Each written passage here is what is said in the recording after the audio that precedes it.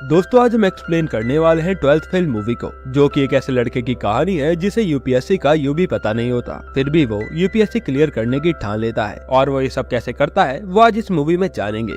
Video शुरू करने से पहले वीडियो को भी लाइक कर दीजिए। अब चलिए कहानी शुरू करते हैं। तो दोस्तों मूवी की शुरुआत होती है चंबल के गाँव से, जहाँ छत पर एक मनोज नाम का लड़का बैठा होता है। इस समय मनोज वहाँ पर्चियां बना रहा होता है ताकि 12th के एग्जाम में पास हो पाए। तब इनके घर पर डाकिया आता है जो कि मनोज के पिता से कहता है कि तुम्हें क्या लगा वो लोग तुम्हें ऐसे ही जाने देंगे, उन्होंने तुम्हें सस्पेंड नोटिस भेजा है। तब मनोज के पिता नोटिस लेने से मना कर देते हैं और मनोज की दादी डाके के हाथ पकड़ के कमलेश यानी मनोज के भाई को कहती है कि बंदूक निकाल, मैं देखती हूँ कि कौन मेरे बेटे को सस्पेंड करेगा। तब हमें फ्लैशबैक में दिखाते हैं कि मनोज के पिता जहाँ काम करते थे वहाँ उन्होंने अपने मालिक को साफ साफ घूस खाने वाले काम को मना कर दिया था और उन दोनों के बीच इसी बात पर लड़ाई हो गई थी। तो मनोज के पापा ने अपने मालिक को ही चप्पल से मारा था। तभी कमलेश हवा में गोली चला देता है और वहाँ पर पुलिस आ जाती है, जिसे देखकर सब लोग शांत हो जाते हैं। अब रात के समय ये सब खाना खा रहे होते हैं। तभी मनोज के पिता कहते हैं कि मैं अब इनके खिलाफ केस लड़ूंगा और इसके लिए मुझे शहर जाना पड़ेगा। मनोज की माँ कहती है कि तुम चले जाओगे तो घर कैसे चलेगा,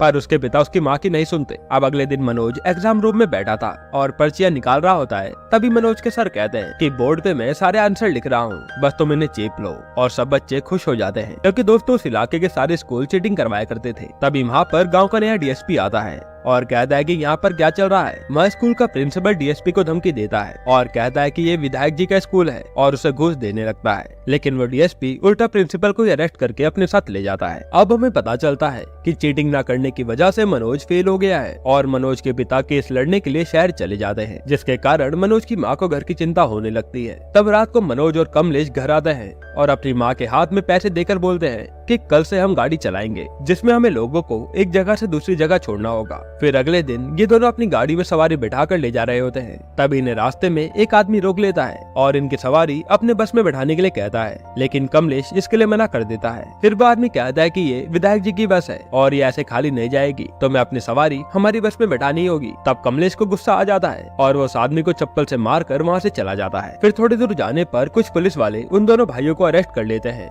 क्योंकि उन्होंने विधायक के आदमी को मारा था, इसलिए विधायक ने उन्हें झूठे केस में फंसवा दिया था। इसके बाद पुलिस वाले इन्हें जेल में मार रहे होते हैं। तब एक पुलिस वाला इनके बाप को चोर के देता है और मनोज गुस्से में आके उसे मारने की धमकी दे देता है। यह सुनकर पुलिस वाला मनोज को जेल से बाहर निकाल कर कहता है कि या तो आज तो मुझे मार दे या मैं तेरे भाई को मार दूंगा। इसके बाद मनोज वहाँ से भागकर सीधा डीएसपी के घर घुस जाता है क्योंकि उसे मालूम था कि डीएसपी एक अच्छा इंसान है। वहाँ डीएसपी मनोज की सारी बात सुनता है और वो तुरंत थाने पहुंच जाता है। वहाँ जाने के बाद वो कमलेश और मनोज को घर भेज देता है और पुलिस वालों को रिमांड पर ले लेता है। अब इसके बाद डीएसपी जब अपनी गाड़ी से लौट रहा था तब वो इन दोनों को पैदल जाते हुए देखकर इन्हें लिफ्ट देता है। वहाँ मनोज डीएसपी से कहता है कि सर मुझे आपकी तरह बनना है। तब डीएसपी मनोज को कहता है कि इसके लिए तुम्हें चीटिंग छोड़नी होगी और ये दोनों अपने घर चले जाते हैं। फिर हमें अगले साल का सीन दिखाते हैं और हमें पता चलता है कि डीएसपी का ट्रांसफर हो गया है और सभी बच्चे अब दबाकर चीटिंग कर रहे हैं, लेकिन मनोज नहीं, क्योंकि मनोज के कानों में डीएसपी की आवाज अभी भी गूंज रही थी कि चीटिंग छोड़नी होगी। बस अब बिना चीटिंग के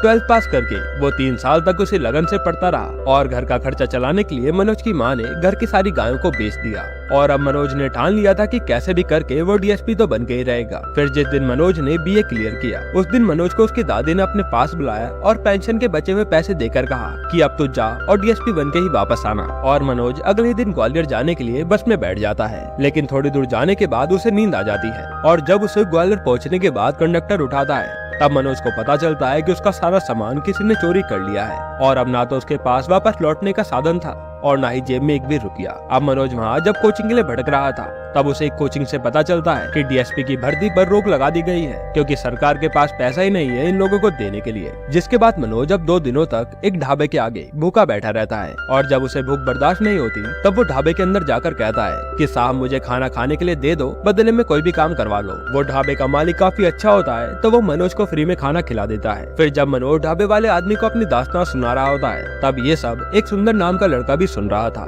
तब सुंदर मनोज से कहता है कि भाई मेरा भी डीएसपी का एग्जाम रद्द हो गया है और अब मैं घर जा रहा हूँ, तू भी अपने घर चले जा। लेकिन मनोज कहता है कि नहीं भाई मैं अपने घर नहीं जा सकता, मेरे घर वालों को मुझसे कई उम्मीदें हैं और तो और मेरा तो सारा सामान भी चोरी हो गया है। तभी सुंदर को उसके पापा का फोन आता है और वो कहता है कि दिल्ली चला जा और वहाँ जाकर यूपीएससी की तैयारी कर। फिर सुंदर मनोज को कहता है कि मैं तो दिल्ली जा रहा हूँ आईपीएस बनने। तब मनोज कहता है कि ये क्या होता है, और सुंदर उस पर हंसते हुए कहता है कि तुझे आईएएस नहीं पता। फिर सुंदर बताता है कि एक आईपीएस डीएसपी से भी बड़ा होता है। ये सुनने के बाद मनोज कहता है कि अब मुझे आईपीएस बनना है और सुंदर भाई मुझे अपने साथ ले चलो, तुम जो कहोगे मैं वही सब कर लूंगा। सुंदर को भी उस पर तरस आ जाता है और वो उसे दिल्ली ले जाने के लिए मान जाता है और फिर ये दोनों पहुंच जाते हैं दिल्ली के मुखर्जी नगर में। वहाँ पहुंचने के बाद मनोज अपने जैसे कई सारे स्टूडेंट को देखकर घबरा जाता है और सुंदर से पूछता है कि भाई हम यूपीएससी क्लियर कर भी पाएंगे। तब वहाँ एक चाय वाला उन्हें कहता है कि आप सब गौरी भैया से जाकर मिलो, वो इस बार तो आईपीएस जरूर बन जाएंगे। और वो उन दोनों को गौरी भैया के पास ले जाता है, यह कहकर वही आपकी मदद कर पाएंगे। फिर जब ये गौरी भैया के पास पहुंचते हैं तो देखते हैं कि वहाँ तो पहले से ही कई सारे बच्चे उनसे पढ़ रहे हैं। वहाँ ये दोनों भी उनसे यूपीएससी के बारे में समझने लगते हैं। तभी मनोज गौरी भैया से पूछता है कि भैया मुझे कोई छोटी मोटी नौकरी दिलवा दीजिए जिससे मैं आगे की पढ़ाई कर पाऊँ। और गौरी भैया कहते हैं कि जब मैं भी पढ़ने के लिए यहाँ आया था तब मेरे पास भी एक भी रुपया नहीं था, तब मैंने 3 साल तक झाड़ू पोछे का काम किया था, क्या तू ये कर पाएगा? और मनोज कैसा भी काम करने के लिए मान जाता है। फिर गौरी भैया उसकी एक लाइब्रेरी में नौकरी लगवा देते हैं जहाँ उसे झाड़ू पोछा और टॉयलेट साफ करना था। इसके कुछ दिनों बाद गौरी भैया का रिजल्ट आता है जहाँ उनका यूपीएससी क्लियर नहीं हो पाता और ये उनका आखिरी अटेम्प्ट था। ये देखकर हर कोई निराश हो जाता है। तभी हम सुंदर को देखते हैं जो सोचता है कि अब पार्टी बदलने का समय आ गया है, क्योंकि उसी साल एक इंग्लिश मीडियम के लड़के ने टॉप किया था और सुंदर उसी की टीम में चला जाता है। लेकिन यह मनोज अभी भी गौरी भैया के साथ ही होता है और गौरी भैया फिर भी हार नहीं मानते और कहते कि मेरा नहीं हुआ तो क्या हुआ, अगर तुम में से भी किसी एक का क्लियर होता है तो मैं समझूंगा कि मैं भी आईएएस बन गया। और फिर गौरी भैया चाय की टपरी पर रीस्टार्ट का बोर्ड लगाकर चाय बनाने के साथ साथ बच्चों को पढ़ाना शुरू कर देते हैं। अब इसके बाद सभी बच्चों के पेपर शुरू होते हैं और मनोज पहले अटेम्प्ट में फेल हो जाता है, लेकिन ये देखकर मनोज हार नहीं मानता और दूसरी बार ट्राई करने लगता है। साथ ही में वो गौरी भैया की दुकान में उनकी मदद भी करता है। और एक दिन मनोज चाय देते देते इंग्लिश मीडियम के बच्चों के ग्रुप में पहुंच जाता है और वहाँ वो मिलता है सुंदर के सर दीप मोहन से जो अब आईपीएस बन चुके हैं। और वो मनोज से कहते हैं कि तुम्हें अगर कभी भी मेरी जरूरत पड़े तो मुझसे मदद मांग लेना। फिर मनोज 1 साल बाद दोबारा एग्जाम देता है और इस बारी इसका प्रीलिम्स निकल जाता है। फिर वो मेंस एग्जाम की तैयारी के लिए एक कोचिंग इंस्टीट्यूट में जाता है जहाँ वो इंस्टीट्यूट वाले काफी ज्यादा फीस मांग रहे थे और मनोज कहता है कि अभी तो मेरे पास इतने ही है, मैं बाकी के पैसे धीरे धीरे चुका दूंगा, उसके लिए आप मुझे इसी कोचिंग सेंटर में कोई नौकरी दिलवा दो। और वो कोचिंग वाली लड़की कहती है कि ठीक है, फिलहाल तुम जाकर उधर फोटो फ्रेम लगाओ, अगर कोई काम होगा तो मैं तुम्हें जरूर बताऊंगी। तभी उस लड़की के पास एक और क्लाइंट आते हैं और वो उनसे बात करने में बिजी हो जाती है। तभी मनोज को वहाँ एक फोटो दिखती है और मनोज वहाँ आके कहता है कि मैडम ये जो फ्रेम में लड़का है ना, मैं इसको जानता हूँ और इसने तो आपसे कोई कोचिंग नहीं ली है। तब वो मैडम मनोज को अंदर ले जाकर डांटने लगती है कि हमने इसे पैसे दिए हैं ताकि उसका नाम अपने इंस्टीट्यूट के साथ जोड़ पाए। तभी जो क्लाइंट यहाँ आए होते हैं वो उस मैडम से पूछते हैं कि ये स्टूडेंट यहाँ से नहीं पढ़ा गया। तब मनोज उन्हें सारी बात बता देता है। फिर श्रद्धा और उसके पापा यहाँ से जाने लगते हैं। वहाँ मनोज उनसे कहता है कि अगर आपको कोई भी जरूरत पड़े तो मैं यही पास की लाइब्रेरी में रहता हूँ। और बातों बातों में श्रद्धा को पता चलता है कि मनोज ने बिना कोचिंग के प्रीलिम्स निकाल दिया और वह हैरान हो जाती है, जिसके बाद ये सब यहाँ से चले जाते हैं। अब इसके बाद मनोज कई दिनों तक उसी लड़की के बारे में सोचता रहता है। फिर एक दिन वह लड़की यानी श्रद्धा उस लाइब्रेरी में पहुंच जाती है जहाँ मनोज काम किया करता था और इन दोनों की बातचीत शुरू होती है। फिर हमें दिव्यकृति सर की कोचिंग क्लासेस दिखाते हैं जहाँ ये दोनों भी वहाँ पढ़ने आए थे। अब यहाँ दिव्यकृति सर मनोज की काफी तारीफ करते हैं क्योंकि मनोज ने टेररिस्ट पर काफी अच्छा एस्से लिखा था और श्रद्धा भी उसकी खूब तारीफ करती है। इसके बाद मनोज भी ऐसे ही मन लगाकर पढ़ता रहता है। फिर एक दिन जिस लाइब्रेरी में मनोज काम करता था वहाँ के मालिक उस पर चोरी का इल्जाम लगा रहे होते हैं कि रद्दी बेचने के पैसे कम है, यानी मनोज ने वो पैसा खाया है। तब मनोज गुस्से में इस नौकरी को छोड़ के चला जाता है, जिसके बाद अब मनोज की नौकरी छूटने के कारण वो क्लास में जाना भी छोड़ देता है। फिर एक दिन सुंदर मनोज से मिलने जाता है और वहाँ पर जाके देखता है कि अब मनोज आटे की चक्की पर काम करता है और वो जगह किसी नरक से कम नहीं थी। फिर सुंदर मनोज को कहता है कि जाके एक बार श्रद्धा से मिल ले, वो मसूरी जा रही है। और मनोज कहता है कि नहीं, अब मैं उससे मेंस क्लियर करने के बाद ही मिलूंगा। जिसके बाद मनोज अपना मेंस का एग्जाम देता है और उसे पता लगता है कि वह एग्जाम में गलत आंसर देकर आया है, यानी इस साल भी वो फेल हो गया। अब मनोज कुछ सोचता है और श्रद्धा से मिलने मसूरी पहुंच जाता है, जहां जाकर उसे श्रद्धा तो नहीं मिलती, लेकिन फोन पर वो श्रद्धा को आई लव यू बोल देता है। तब श्रद्धा कहती है कि ये सब करने के लिए अभी हमारे पास टाइम नहीं है और वो मनोज को वहाँ से जाने के लिए कह देती है। इसके बाद मनोज यहाँ से सीधा अपने गाँव जाता है, जहाँ उसे पता लगता है कि उसकी दादी मर चुकी है और उसके पापा अभी भी कोर्ट के चक्कर में फंसे हुए हैं। फिर मनोज की माँ उसे कहती है कि तू यहाँ की चिंता मत कर, तेरी दादी का सपना था कि तू एक बड़ा ऑफिसर बन के लौटे, तो अब तू अपनी दादी के लिए एक बड़ा ऑफिसर बन के लौटी हो। फिर मनोज वापस से आटा चक्की पर पहुंच जाता है और वहाँ दिन रात मेहनत करने लगता है। जिसके कुछ दिनों बाद एक दिन उसके पापा उससे मिलने आते हैं और वो कहते हैं कि चल घर चल, यहाँ किस नरक में रह रहा है तू। लेकिन मनोज यहाँ अपने पिता को मना कर देता है और कहता है कि वो एक IPS ऑफिसर बन के ही लौटेगा। जिसके बाद अब मनोज दिव्यकृति सर की क्लासेस ले रहा होता है। तभी वहाँ पर श्रद्धा आती है। फिर श्रद्धा मनोज से बात करती है और कहती है कि उस दिन के लिए सॉरी,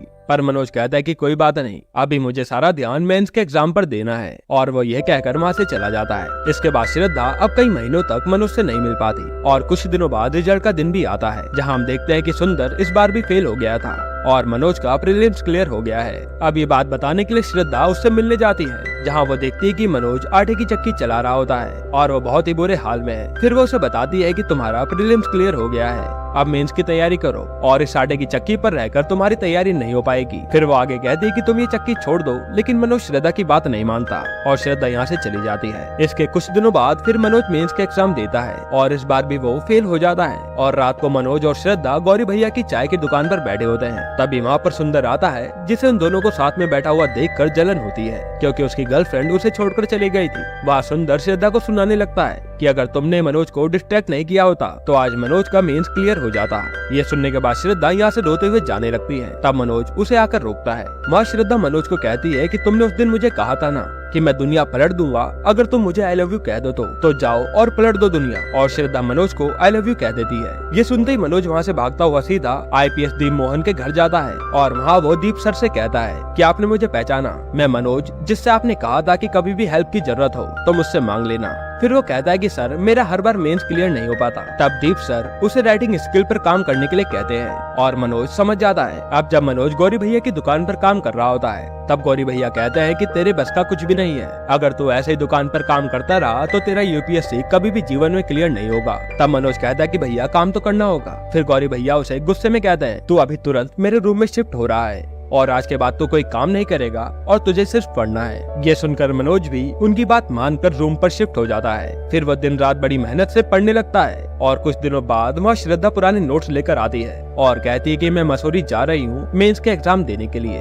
तब ये दोनों एक दूसरे के गले मिलते हैं और श्रद्धा यहाँ से चली जाती है। फिर एक दिन गौरी भैया मनोज को बताते हैं कि श्रद्धा का मेंस क्लियर हो गया है। यह सुनकर मनोज बहुत खुश होता है और कुछ दिनों बाद मनोज भी अपना मेंस का एग्जाम देता है और वो इसमें पास हो जाता है। लेकिन हम देखते हैं कि सुंदर इस बार भी फेल था और ये बात वो अपने पापा को बता रहा था। तभी मनोज सुंदर के पास आता है और उससे उसका फोन मांगता है कि जरा मुझे श्रद्धा से बात करनी है। तब सुंदर गुस्सा होकर कहता है कि साले मैं तुझे यहाँ तक लेके आया हूँ लेकिन तुझे घंटा भी फर्क नहीं पड़ता कि चाहे मैं फेल हूँ या पास। तब मनोज कहता है कि ये सारी बात तो अपने बाप से बोल, मुझे नहीं। ये कहकर वो वहाँ से चला जाता है। फिर रात को मनोज के पास श्रद्धा का फोन आता है और वो कहती है कि मैं अब यहीं पर रहूंगी क्योंकि मेरे पापा को किसी ने हम दोनों के बारे में कुछ गलत बता दिया है। तभी मनोज को शक होता है सुंदर पर और वो उसे फोन लगाता है और वहाँ मनोज को पता चलता है कि सुंदर तो जेल में है और वो जाकर जेल से सुंदर को छुड़वाता है। फिर वो उसका मोबाइल चेक करने लगता है। तब सुंदर कहता है कि भाई मुझसे गलती हो गई, मुझे माफ कर दे। तब मनोज वहाँ उससे लड़कर वहाँ से चला जाता है। अब मेंस क्लियर होने के बाद मनोज का इंटरव्यू का दिन आता है और गौरी भैया उसे टाई पहना रहे होते हैं। तभी वहाँ पर श्रद्धा आ जाती है जो उसे बताती है कि वो डिप्टी कलेक्टर बन गई है। ये सुनकर मनोज बहुत खुश होता है। फिर श्रद्धा और मनोज सुंदर से मिलने जाते हैं, जहाँ मनोज सुंदर को थैंक यू कहता है कि अगर तू यहाँ तक मुझे ना लाता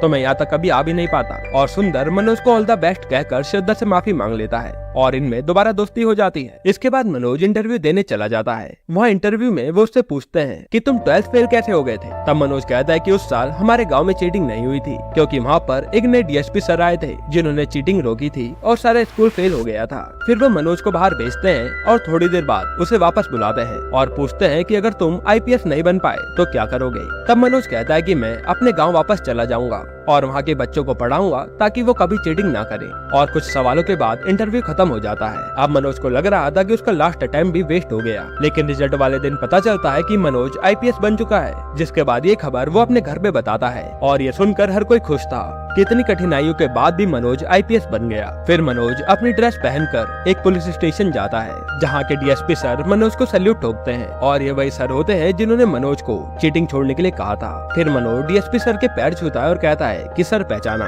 और डीएसपी सर उसे देखकर बहुत खुश होते हैं। यहीं पर ये मूवी एंड हो जाती है। दोस्तों आपको ये मूवी कैसी लगी हमें कमेंट में जरूर बताइएगा। दोस्तों ये मूवी बहुत ही ज्यादा इंस्पिरेशनल है जिसे आपको एक ना एक बार तो जरूर देखनी चाहिए। बाकी आपको अगला एक्सप्लेनेशन कौन सी मूवी पर चाहिए वो हमें कमेंट में जरूर बताना।